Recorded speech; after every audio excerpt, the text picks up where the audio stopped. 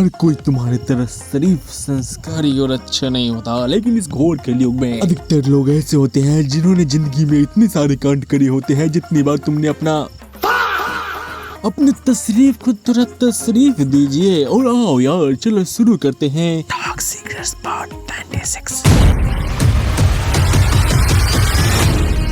अर्थ इकलौता नहीं है मिल्की वे गैलेक्सी में।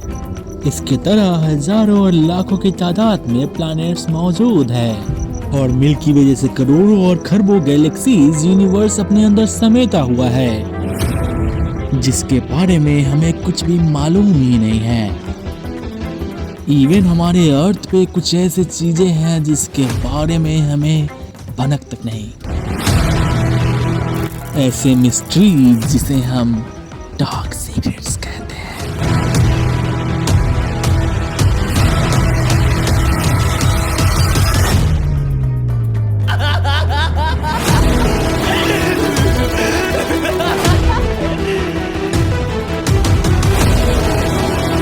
पिछले एपिसोड में हमने जाना था फातिमा का बॉयफ्रेंड अरसलान उसके घर देर रात मिलने जाता है क्योंकि उसकी गर्लफ्रेंड ने बोला था आओ वरना ब्रेकअप। लोगों की नजर से बचते हुए जब ये लौंडा अपनी गर्लफ्रेंड के घर पहुंच के वो सारी हरकतें करना शुरू कर देता है, तब दरवाजा खटखटाया जाता है और दरवाजा खुलने पर मालूम चलता है कि फातिमा के अब्बू, चाचू और भाईजान थे।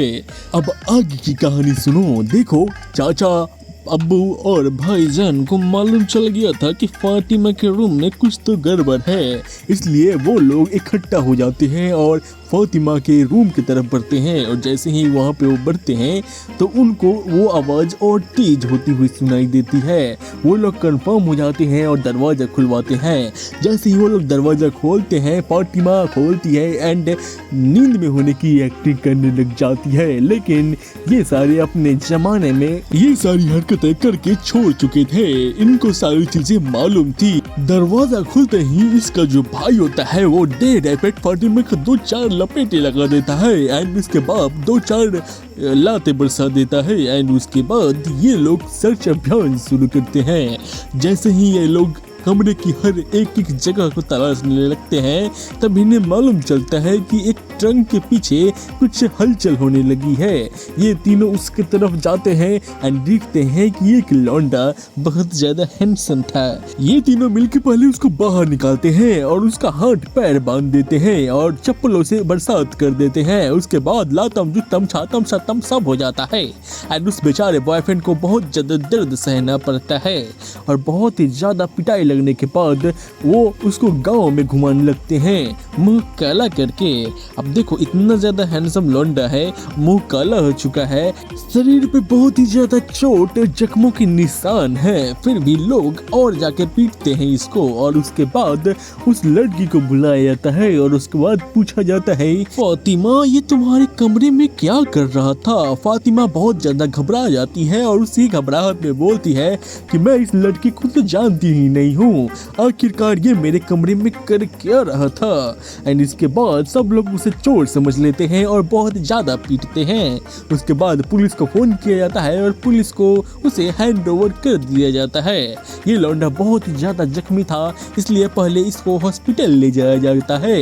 एंड उसके बाद जब ये लौंडा होश में आता है तो वो लौंडा पुलिस को बताता है कि फातिमा उसकी इकलौती गर्लफ्रेंड है और उसी ने उसको कॉल करके बुलाया था, अगर नहीं जाता तो ब्रेकअप हो जाता। इतना सुनने के बाद पुलिस वाले 2-3 झापड़ और लपेट देते हैं और बोलते हैं कि आज के जमाने में तुम लड़की पे भरोसा करते हो, उस लड़की पे जो आज तक किसी की नहीं होती। इसके बाद वो लौंडा और ज्यादा रोने लग जाता है। पुलिस वाले जब बोलते हैं कि अब रोने से क्या ही फायदा, तो वो लौंडा बोलता है उससे मेरा ब्रेकअप हो गया। इस पे जब पुलिस वाले होते हैं वो 2-4 और लगा देते हैं और उसके बाद ये लौंडा और रोने लग जाता है। इधर गांव में मामला शांत हो चुका है, लेकिन फातिमा के घर पे नहीं। फातिमा का घर के कमरा होता है, उसमें फातिमा होती है, उसकी अम्मी, अब्बू, चाचा, भाईजान, खाला सब होते हैं एंड उससे सिर्फ एक ही सवाल पूछा जाता है, आखिर कौन था वो लड़का। इस पे जो लौंडिया होती है वो बोलती है कि मैं नहीं जानती उसे एंड मुझे पता ही नहीं कि वो मेरे कमरे में कब आया। इस पर उसकी जो माँ होती है वो 2 चपेटे और लगा देती है उसे और उसके बाद उसका भाई बड़ा सा लाठी ले आता है और बोलता है सच सच बताओ वरना तुम अपने पैरों पे चल नहीं पाओगी। इसके बाद फातिमा को लगता है बहुत ही ज्यादा डर। वो एक नया कहानी बनाती है और बोलती है ये जो लौंडा था वो मुझे बहुत ही ज्यादा परेशान किया करता था। ये जो लौंडा था वो मुझे बार बार प्रपोज किया करता था, लेकिन मैं इसको रिजेक्ट करती थी ताकि मेरा जो परिवार का इज्जत है वो बना रह सका। एक दिन इस लौंडे ने तो हद ही पार कर दी। ये बार बार मेरे पास आके बस एक ही चीज कहता था, प्लीज मेरा प्रपोजल एक्सेप्ट कर लो वरना मैं मर जाऊंगा। फातिमा बताती है कि इतना सब होने के बाद भी वो अपने परिवार की इज्जत को बचाए रखने के लिए वो उसको ना बोल के अपने घर आ जाती है। मुझे मालूम नहीं था कि वो लड़का इतना ज्यादा ढीठ था और जब मैंने आवाज सुनी तो मुझे लगा कि कोई बिल्ली या फिर कोई हवा होगा जिससे खिड़की में आवाजें आ रही होगी, लेकिन जब आप लोग आए और आप लोगों ने तलाशी ली तब मुझे मालूम चला कि ये वही लड़का है जिसने मुझे प्रपोज किया था और मैंने उसको रिजेक्ट किया था। फातिमा के घर वाले उसके झूठे आंसू देखकर उस पर यकीन कर लेते हैं और जाते हैं पुलिस वालों के पास और पूछते हैं कि आखिरकार उस लड़के का क्या हुआ। पुलिस वाले बताते हैं कि वो अभी हॉस्पिटल में है और बहुत ही ज्यादा रो रहा है और उसका कहना है कि फातिमा ने ही उसको बुलाया था। अब इस पे जो उसके परिवार वाले होते हैं वो बहुत ही ज्यादा गुस्सा हो जाते हैं और बोलते हैं कि वो लड़का सरासर झूठ बोल रहा है, आप उस पे एफआईआर दर्ज करो कि इसने मेरी घर की बेटी के कमरे में घुसकर उसका कोशिश किया है। इतना सुनने के बाद जो पुलिस वाले होते हैं वो बोलते हैं कि ऐसा नहीं है, बट फिर भी वो लोग मानते नहीं है। वो जानबूझ के पैसे का लालच देकर उस पुलिस वाले को ही खरीद लेते हैं और बोलते हैं चले एफआईआर कर दो, और पुलिस वाला खुशी खुशी एफआईआर कर भी देता है। एंड उसके बाद वो अरसलान को अरेस्ट कर लेते हैं और अरेस्ट करने के बाद उसको जेल भेज देते हैं और जेल में उसका इलाज शुरू हो जाता है। अब देखो ये सब होते होते अरसलान के घर को मालूम चलता है। अरसलान के घर वाले आज भी उसके बेचारे बेटे को जेल से बाहर लाने की कोशिश कर रहे हैं। इस पे एक फेमस कहावत है, बुलाती है मगर जाने का नहीं, और रात को तो बिल्कुल भी नहीं। वो बात अलग है कि मैं अपने एक्स गर्लफ्रेंड के घर बहुत बार जा चुका हूँ और आ चुका हूँ, लेकिन कभी पकड़ा नहीं गया।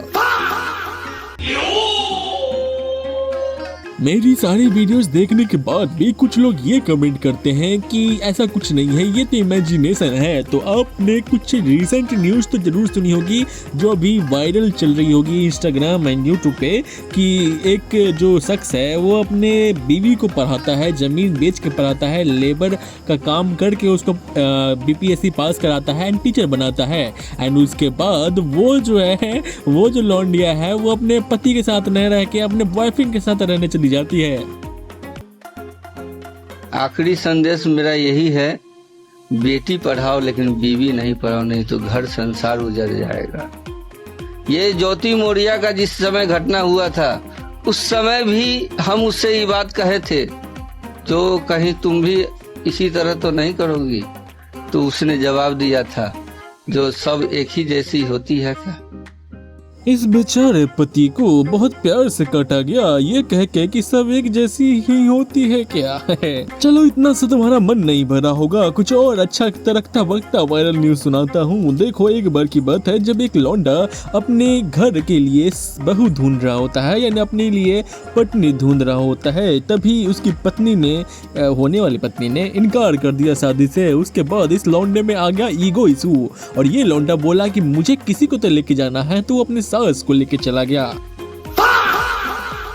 हो सकता है तुम्हारा इतना सुनने के बाद भी मन न भरा होगा। चलो एक और तरकता भड़कता न्यूज सुनाता हूँ।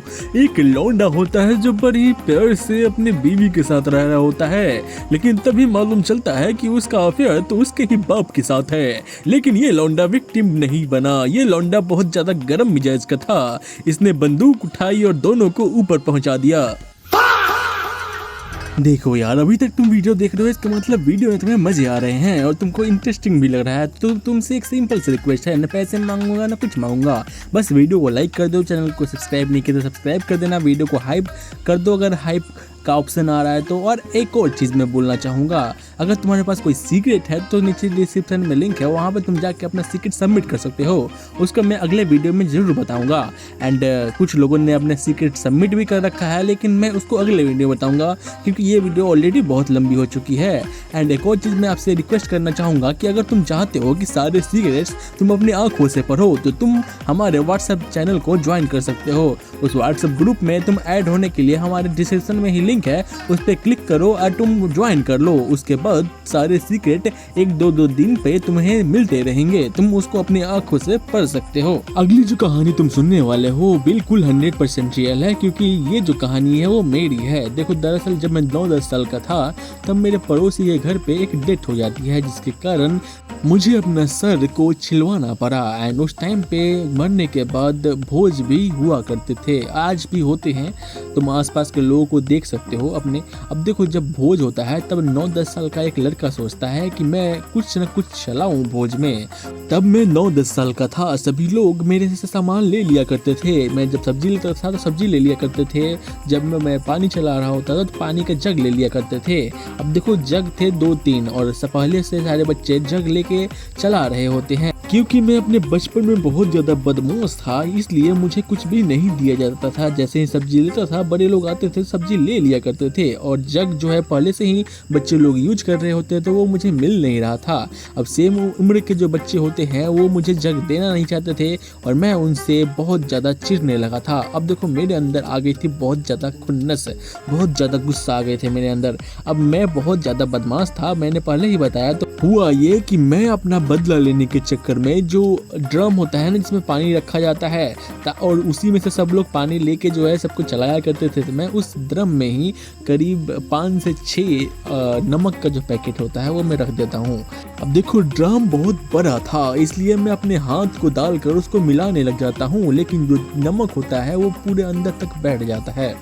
थोड़ी दूर पे एक लौंडा होता है जो मुझे ये सब करते हुए देख लेता है और मुझे ये सारी चीज़ें सुनाने लगता है। इतने पे ही बारे लोग यहाँ पे इकट्ठे हो जाते हैं और मेरा बहुत ही ज़्यादा नाम बदनाम होता है और मेरे पापा से भी शिकायत कर दी जाती है। शेयर कर दो प्लीज़, उस दिन बहुत ज़्यादा डांट सुनी थी मैंने।